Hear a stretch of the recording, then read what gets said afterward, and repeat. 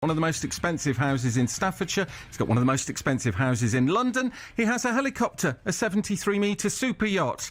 He's got plenty to be grateful for. But it wasn't always like that, as his autobiography explains. It's called Love, Pain and Money. I just want to read you a couple of lines before we bring John in on this. Those possessions reflect years of monstrously difficult graft and grind. My story is about fighting, about hardship, about challenge and about trauma.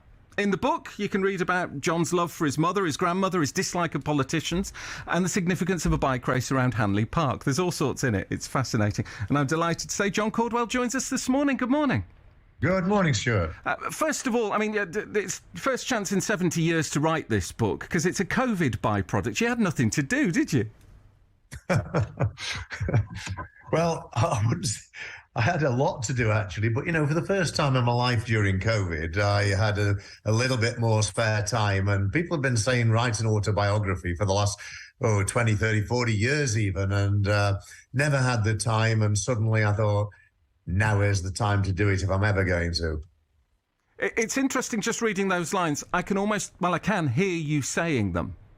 I mean, this is a book, I'm sure you had help. I know you had help writing it, because everyone does when they write an autobiography. But this has come from you, hasn't it? This isn't someone writing a biography. This is John Caudwell's view of John Caudwell. Oh, absolutely, yes. I had a ghostwriter that put a bit more... or really put it all together, because it was a huge amount of information. But it was also, having a ghostwriter was also to do with her asking me lots and lots of questions and being extremely searching into my childhood and all the way through. And there was an amazing chemistry between Louise and I, which helped us to really create the real true story of my life. And that was the objective, to inspire people, to make people understand that even in the painful times, you can get through them with perseverance and effort. And hopefully when people read the book, if they're going through a tough time themselves at that moment, hopefully it'll make them feel a little bit better about their lives and inspire them to fight the way through. The title of the book in itself is interesting, because there are elements about love. There's quite a lot about love and about relationships. There's a fair bit about pain and a fair bit about money. It sums it up in those three words. Just on growing up, first of all, the book's dedicated to your mum, Beryl. What was she like? Well, it's in a way, it's quite strange, because the early days of her life were all about fighting for survival. And she did have to fight against a lot of adversity all the way through my childhood. But the one thing that I always remembered about her in those days was how she was able to fight, but how kind she was, and very socialist in her thinking about wanting people to be as not as well off financially, but just as happy and as well off as possible.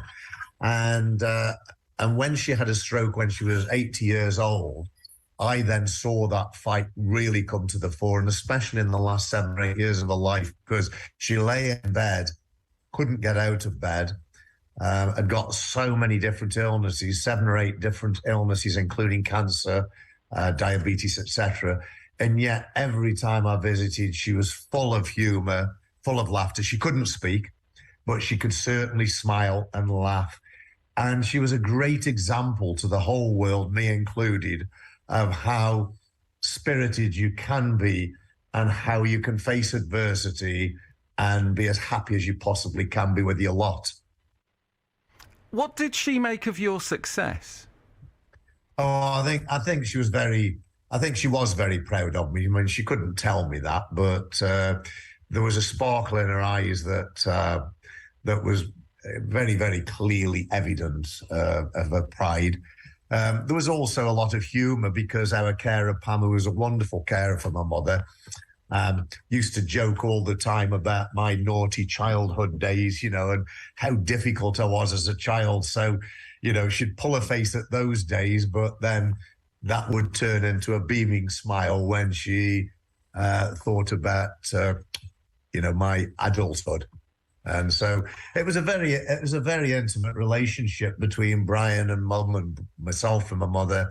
a very loving and intimate relationship, especially in that last 20 years since she had the stroke. And, and I cherished every moment of those 20 years with her. There's a line in the book that I love because I know Stoke, as you know, I know Stoke, of course, where you talk about remembering your childhood in black and white. Because you were born 4 years before the Clean Air Act. There was still plenty of smoke. There was still plenty of pot banks. And you kind of contrast your childhood in black and white to your adulthood in your life now, where you can be almost anywhere in the world. You talk about being in Monaco, looking out over the sea and so on. It's a really interesting contrast. Yes, and of course, it was a black and white world. I mean, literally black and white.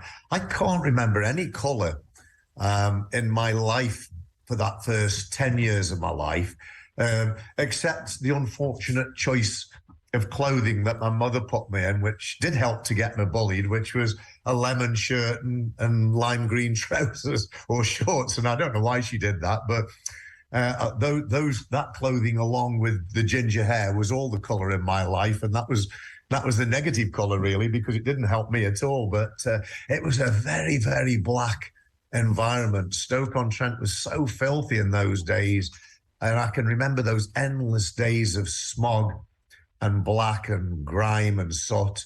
And I mean, Stoke has transformed itself, as a lot of the planet has over the last 50, 60 years, but it was very black and white. And of course, now I live in a world of colour, as we all do. Do you miss it, though? I mean, if you're out there on your yacht or in your place in Monaco or even down in London, do you feel a sense of belonging in Stoke or not?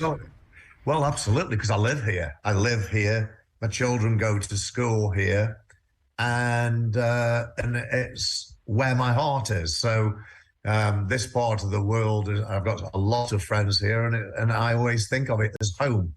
And it's most of my life. I mean, being able to travel, of course, is a great privilege, and being able to do all those super things is great fun and a great addition to living here in Stoke. But I'm very firmly rooted here, have been the whole of my 70 years, and at the moment, no intention whatsoever of changing that, although who knows as I get older. You mentioned bullying there. You dedicate a whole chapter in the book entitled Bullies. You were bullied at school. There's another line, if I can quote it. Like so many children, you blamed yourself at first, writing, "This is because I'm smaller, I'm ginger, and I have freckles. I would think to myself as I ran home, head down, hoping to get to my road before any trouble started." It wasn't the best start, was it, really?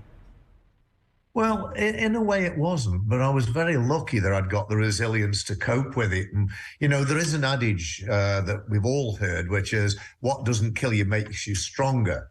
Now, of course, that's not always true. It's not true for a lot of people. A lot of people are damaged by all sorts of things in life, and of course, by bullying. But in my case, it did make me stronger. It gave me a huge challenge of how to overcome that.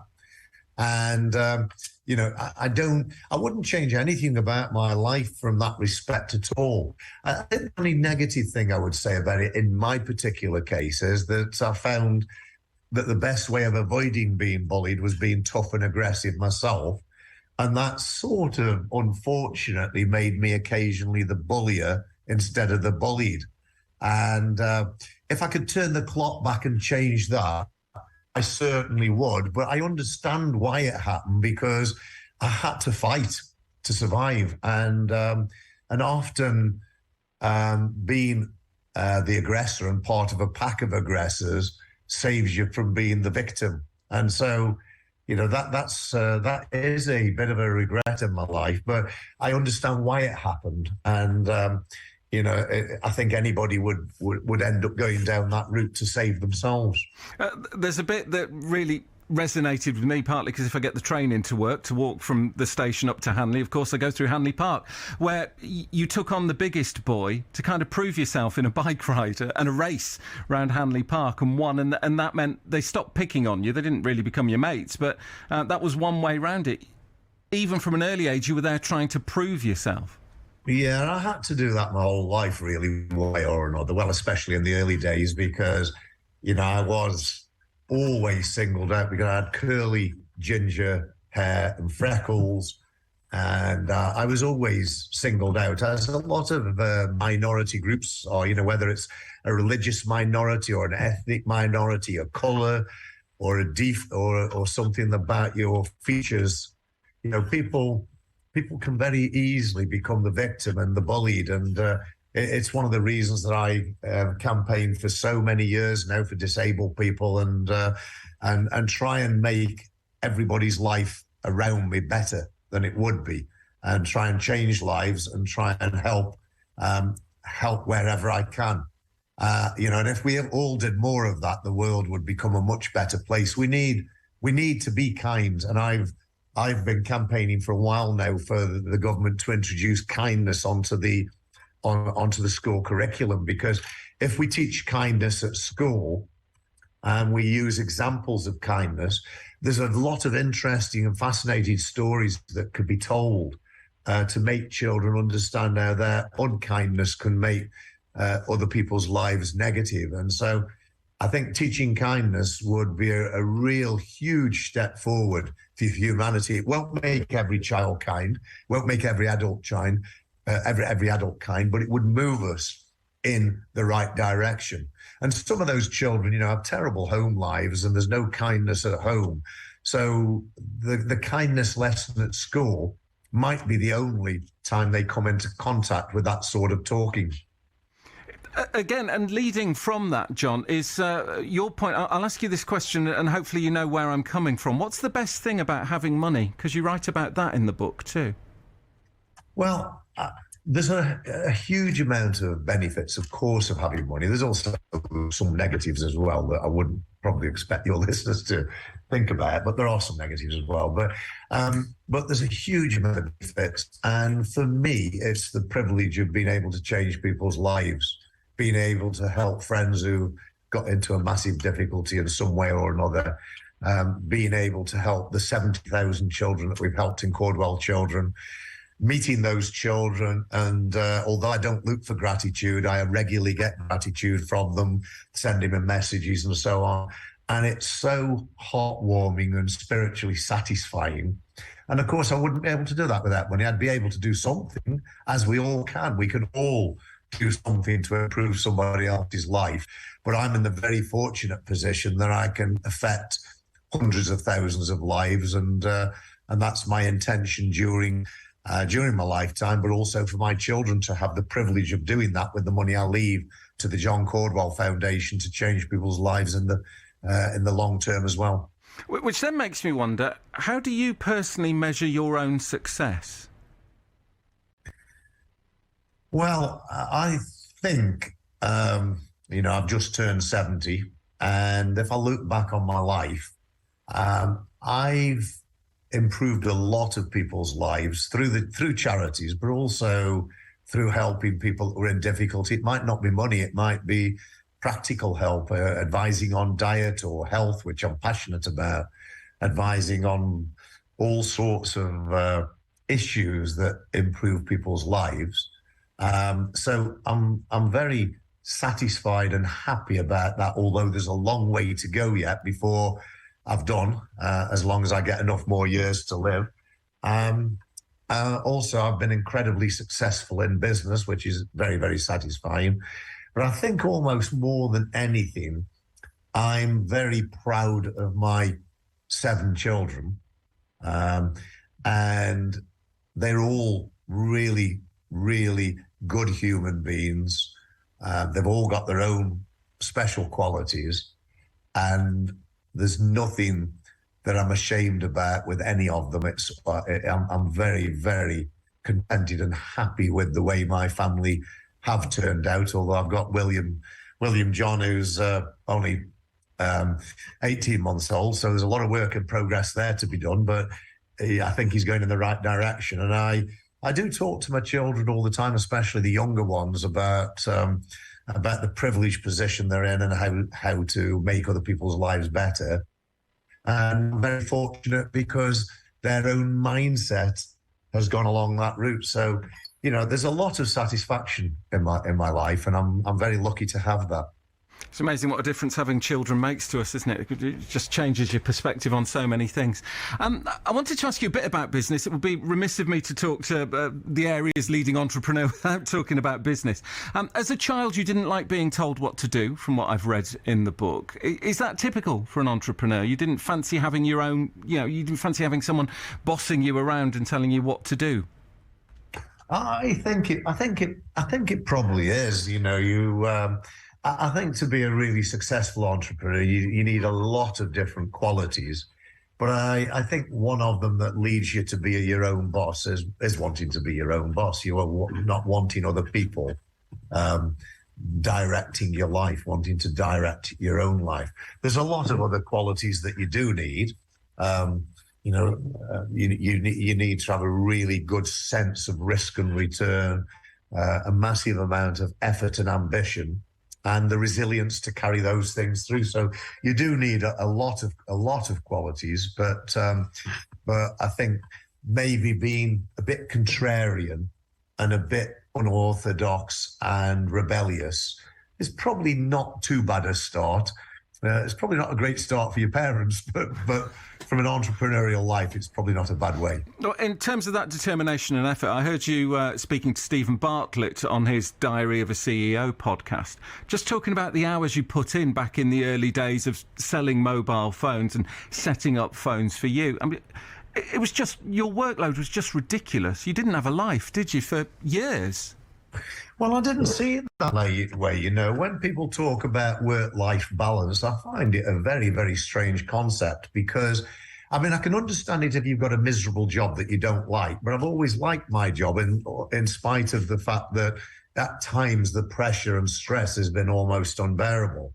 But I don't really differentiate between life and work.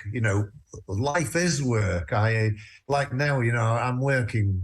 Even now I'm working sometimes 12, 15-hour days. And a lot of that will be to do with charity.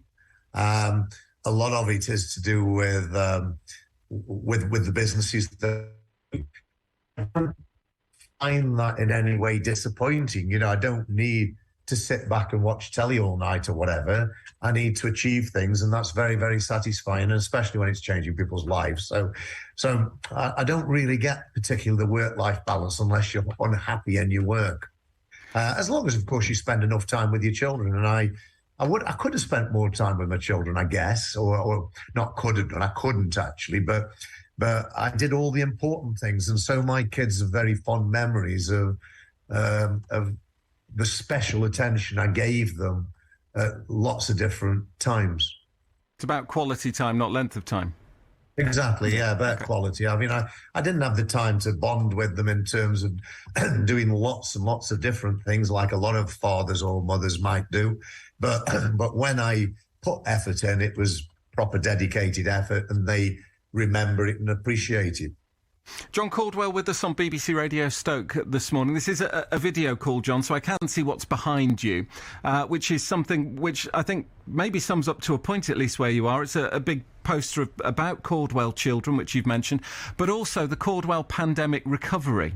You became very vocal, and you kind of not really been that politically active in any way for many years. And then when the pandemic came, you started speaking out. You came up with your own plan of how to get through it. How do you think we've done, with the benefit of a little bit of hindsight? I know we're not quite through it yet. Well, I think we've done very poorly in terms of investing in the UK economy because we've done none of Caudwell pandemic recovery. And if we had done, we'd be in a much better place now. The Tory government would be able to sell it to the population because the environmental city that I advocated somewhere in the UK and attracting all the environmental technologists from all over the world to come and set up businesses in the UK would provide an amazing future for Britain commercially in exporting those products and exporting that intellectual property, but at the same time helping to save the planet. This was an idea like Silicon Valley, but for environmental stuff rather than tech, wasn't it? Somewhere in the UK. Exactly. Well, of course, a lot of it would be quite high tech, but yes, absolutely, a Silicon Valley of the environment. And if we'd have done that 2.5 years ago, when I advocated in March 2020 as the pandemic came on, we would be in a lot better place now. It wouldn't be producing GDP yet, but we'd have businesses already beginning to locate here, and the Tory party would be able to say, this is what we're doing. We've got this huge city that we're building. It's going to make Britain great in the future, and it would be such a strong selling point that the Conservatives would be in power for the next 10 or 20 years. But more importantly, Britain would be successful, and we'd be able to look after the NHS, for our schools, our poorer peoples and poorer members of society. And I'm afraid where we are now is not a very enviable place. Well, there's a discussion at the moment about whether people on benefits should get an inflationary pay rise, inflation almost at 10%. What's your feeling on that? Because it's such a complicated argument. As someone who has employed people and but does have this kind of social sense as well, how do you see it? Well, I think we should always look after the weaker members of society, whether that's old people who can't work or whether it's people who are disabled, people who genuinely can't work. We need to look after and we need to do the right thing for them. Now, whether that's just increasing the social benefits, I don't know, because some of those people might be able to work and might just be lazy in some cases. But in a lot of cases, there's a huge amount of genuine people out there who need help and who should get the appropriate help from the government. A couple of other questions that people have asked me to ask you. Why wouldn't you set up an oatcake shop with Robbie Williams? Well, I'd got rather bigger fish to fry, and then that suggests a fish and chip shop, doesn't it? But I'd got rather other things to do. Caudwell Children was growing like topsy and still here is, and charity is where my heart is. And if I'm going to do anything in business, it needs to be big and extremely successful. But Robbie and I did have a laugh or two about that because it would have been funny, but we'd have ended up with the ego issue, wouldn't we, of whether it was Williams and Caudwell or Caudwell and Williams. Well, I did read an article in the Sentinel about it where he wanted it to be Williams and Caudwell, and I did think that could be an issue. Clearly it is. Well, it wouldn't be if it was a charitable thing, but of course an oatcake shop's never going to make enough money to change the world from a charitable perspective, but it was an amusing concept at the time. And given now so much of your time is devoted to Caudwell Children and other charities, and because you can afford to do that, let's be honest about it, you have enough money that you don't need to work anymore, in that sense. What gives you more pleasure? Seeing Phones for You succeed or seeing Caudwell Children succeed? Well, it's not a very easily answerable question, really, because in making Phones for You succeed, it created the wealth to enable my charitable ventures. So at the time, it was without doubt making the business successful that was the pleasure and the success and the pride. But even during those years, I set up Caudwell Children to help these children. But without making all of that money, I couldn't do what I was doing. If you ask me the question today, which gives me the most pleasure, my charitable works or my business adventures, then without doubt the charitable works. And I've got lots of business, lots of property development, a marine project. I've got quite a few businesses still, but without doubt it's the charitable aspect of my life that is the most important. When you were growing Phones for You, was it ever in the back of your mind that, at some point I can sell this on and then do charity work? Or was it you were so focused on growing that business, it was all about that at that moment? Yes, it was all about that. I had that childhood dream and vision that I would become charitable, and so that was always. It's all right, we're having a catastrophe. It's all right, the backdrop's just fallen on John's head. Are you okay? The board's fallen off. Anna's fallen down the stairs. Are you okay? Is she all right? Good-o.